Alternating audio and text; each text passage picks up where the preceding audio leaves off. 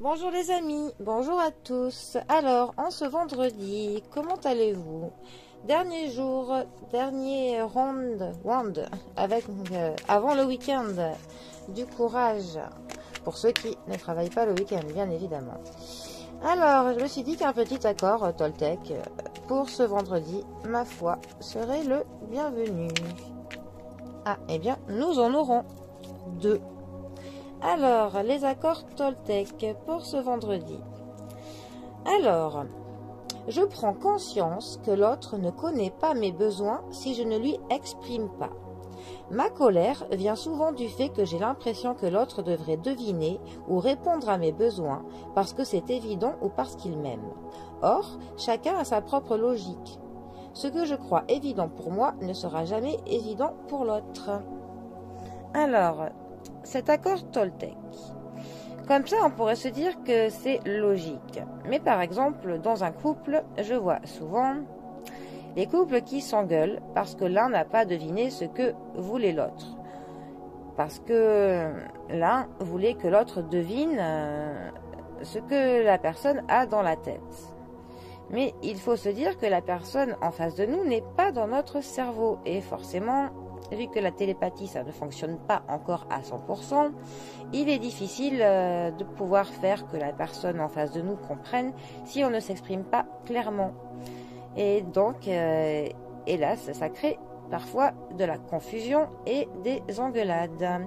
Donc, il faut se dire que il faut arriver à communiquer clairement, quitte à se répéter, pour faire bien comprendre à la personne que l'on a en face ce que l'on ressent ou ce que l'on veut.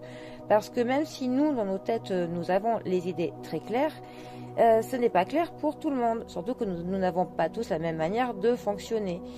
Et donc, par logique, si on ne s'exprime pas clairement, la personne en face ne peut pas connaître nos besoins.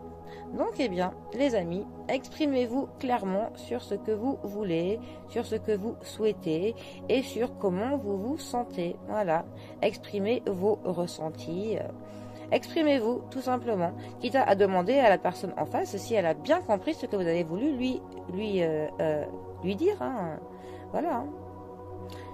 Il vaut mieux trop parler que pas assez. Enfin, ça dépend, dans la limite du raisonnable, hein, bien évidemment. Bon, c'était notre premier accord Toltec.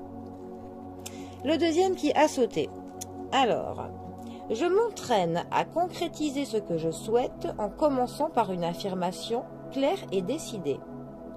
Pour poser une intention, au-delà des mots que j'emploie, je dois la ressentir dans mon corps jusqu'à ce qu'elle vive en moi.